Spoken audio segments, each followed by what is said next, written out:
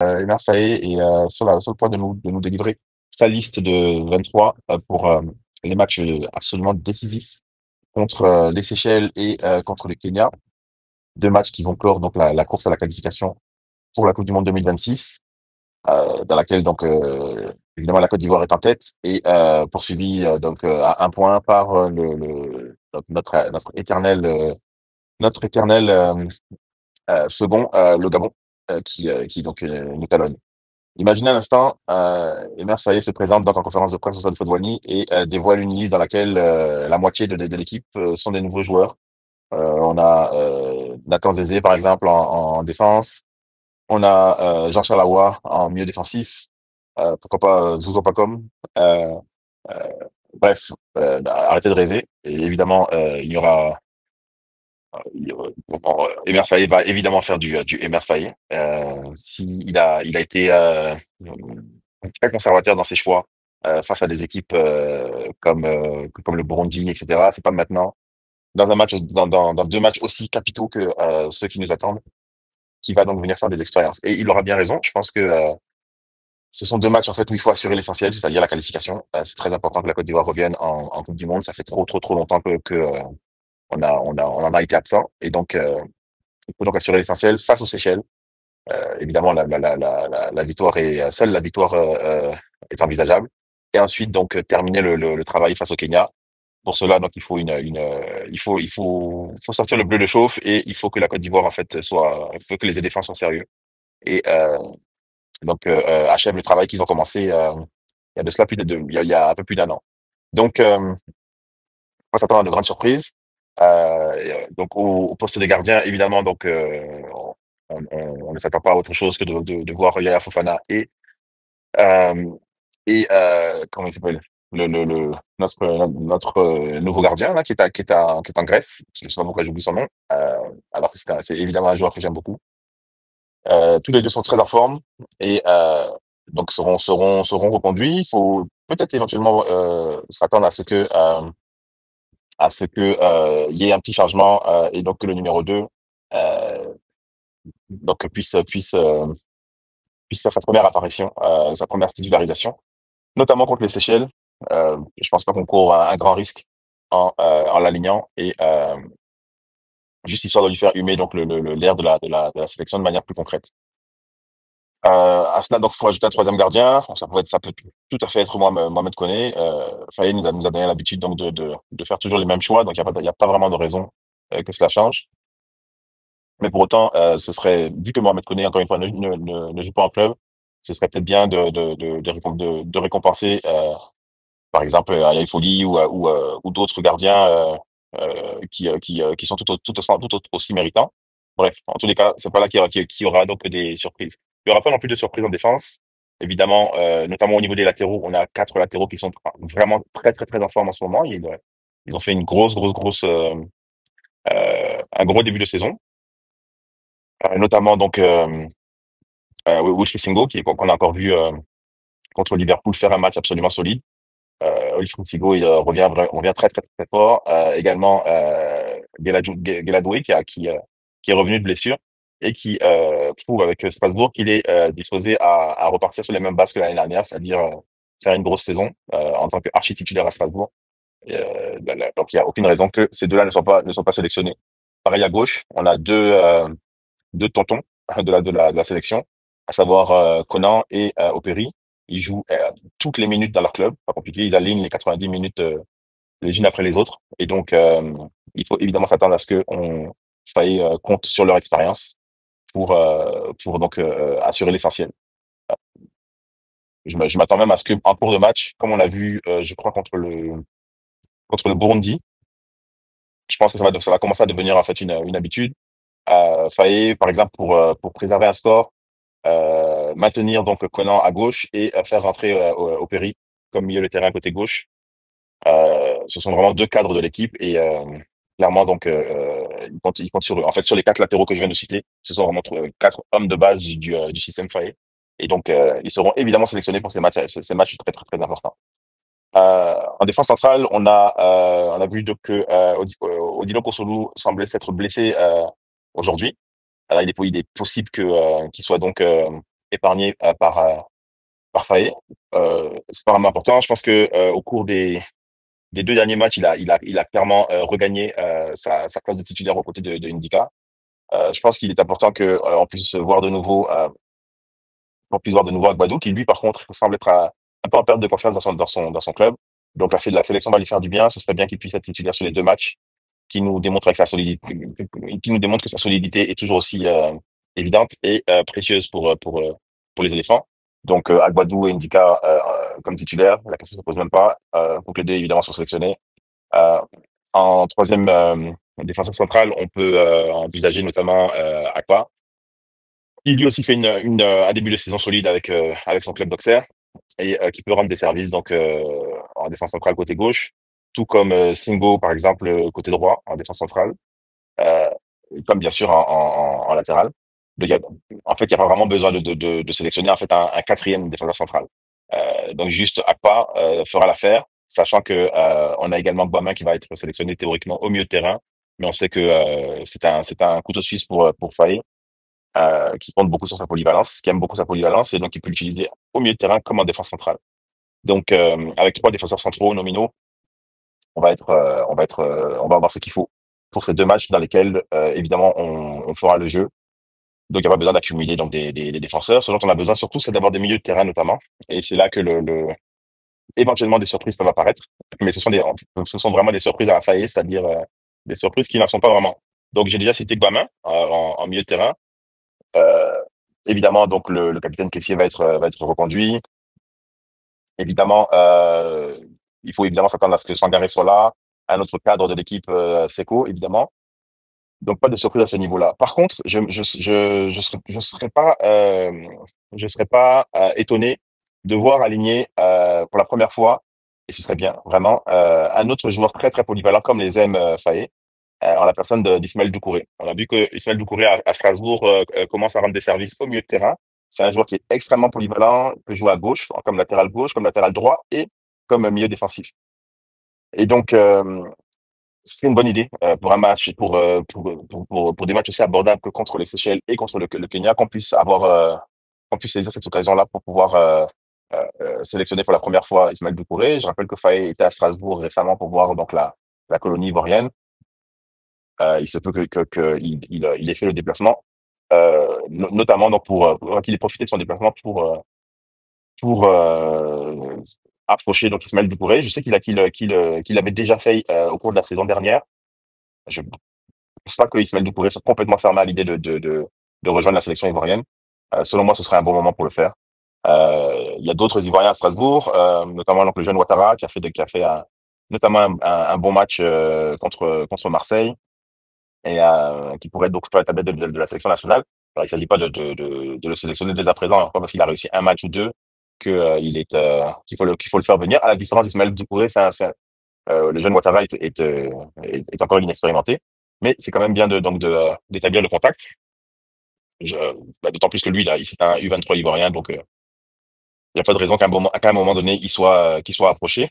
On a aussi le jeune, je crois qu'il s'appelle Gabou, en tout cas un jeune ivoirien qui joue en Angleterre, qui joue milieu de terrain côté droit. Je crois que c'est Gadou, je crois, quelque chose comme ça. Lui, pareil, c'est encore tôt pour le sélectionner en Côte d'Ivoire. Il est à peine, il est même pas titulaire à Strasbourg. Il est clairement remplaçant. Donc, il a encore du chemin à faire. Mais c'est important de garder donc tous ces joueurs dans les tablettes. Je pense que Faye est surtout allé à Strasbourg pour voir comment se comporte Guela. Mais je pense que encore une fois, Ismaël Doucouré pourrait être une belle surprise au milieu de terrain.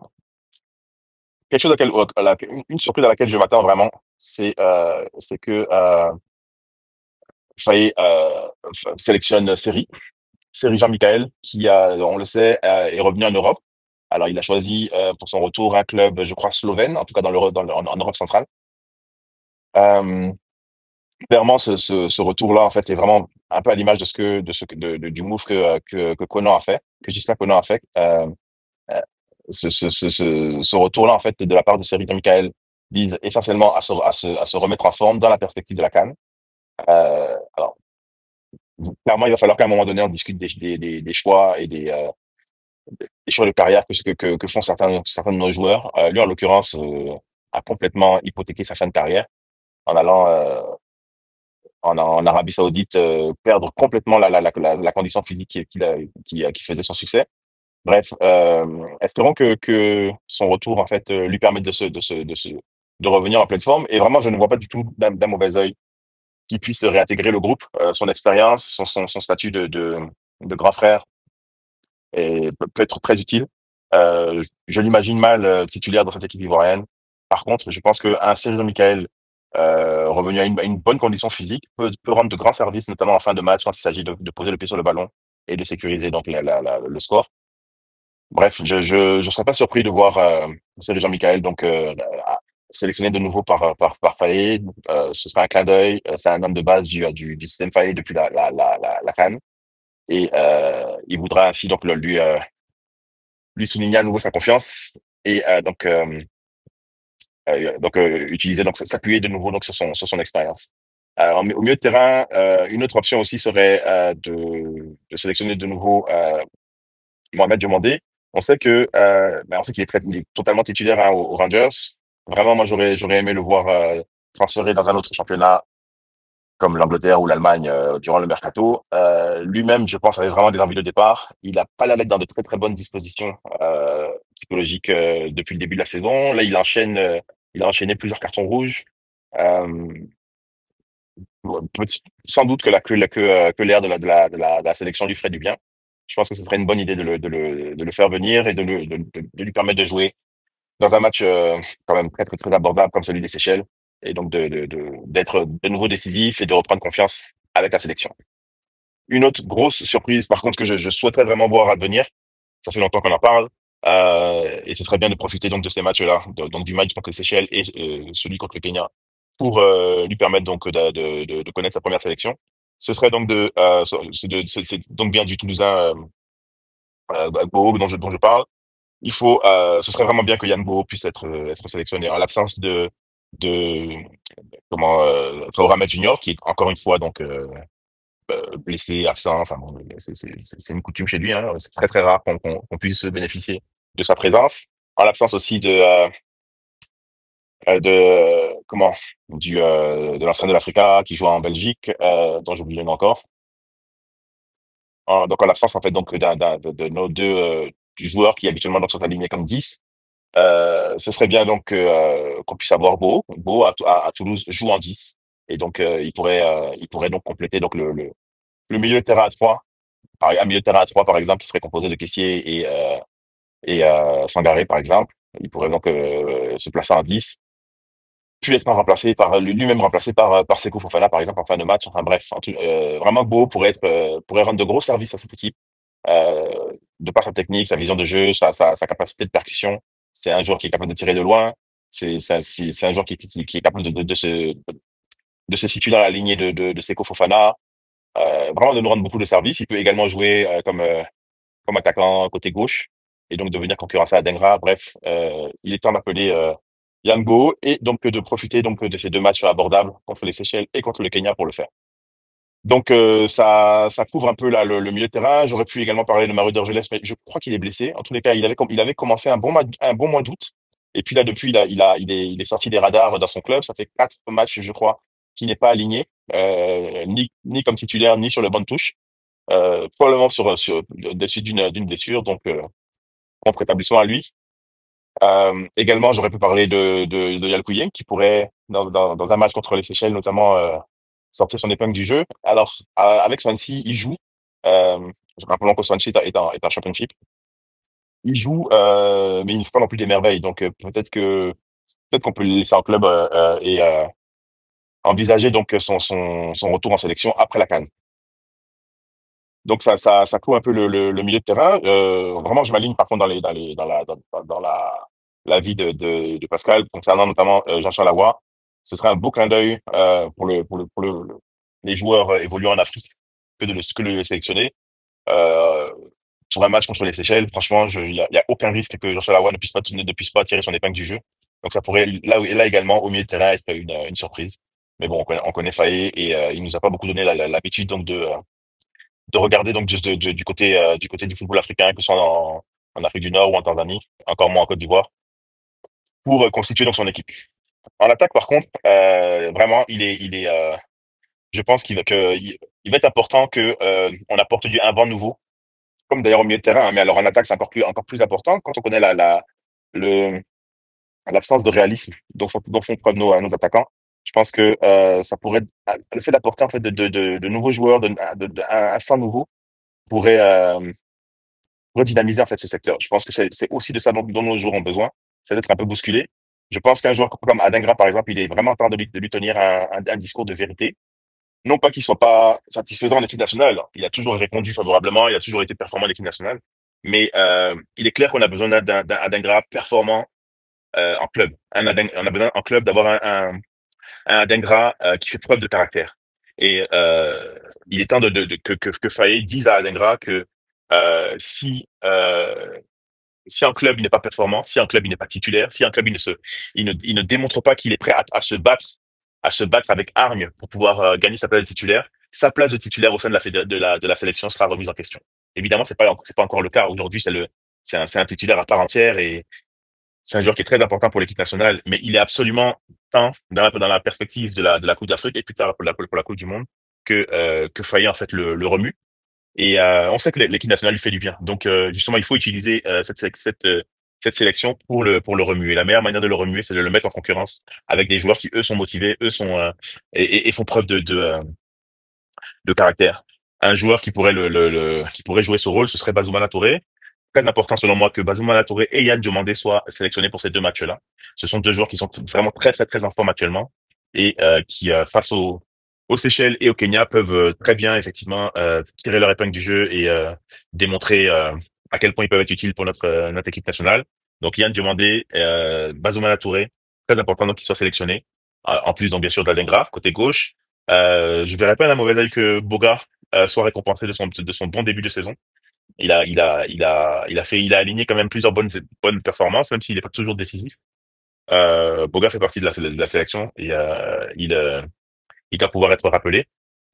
Évidemment, bien sûr, Guessant, qui était totalement titulaire à Aston Villa, donc la question se pose même pas. Surtout en l'absence d'ailleurs de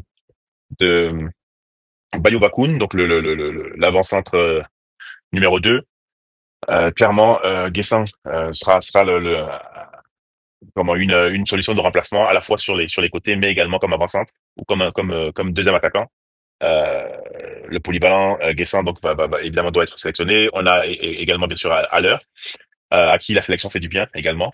Moi, je suis bien sûr que oui,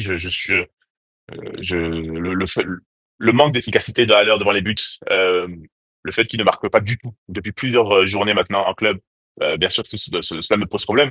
Mais honnêtement, l'apport d'Haller dans le jeu, l'ancrage qu'il représente, sa capacité à jouer au but, en remise, à occuper en permanence les défenseurs, tout le, tout le, tout- toute l'énergie en fait qu'il dépense en attaque euh, est très utile parce qu'elle permet de libérer des espaces pour les autres attaquants.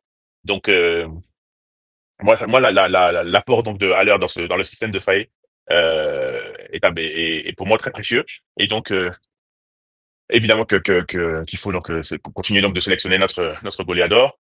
Euh, on a également bien sûr Amad Diallo. Je pense que Amad Diallo va avoir un rôle de premier ordre dans le système Faye. Faye a l'intention de l'utiliser à la fois à droite, mais également comme 10, également comme ailier gauche.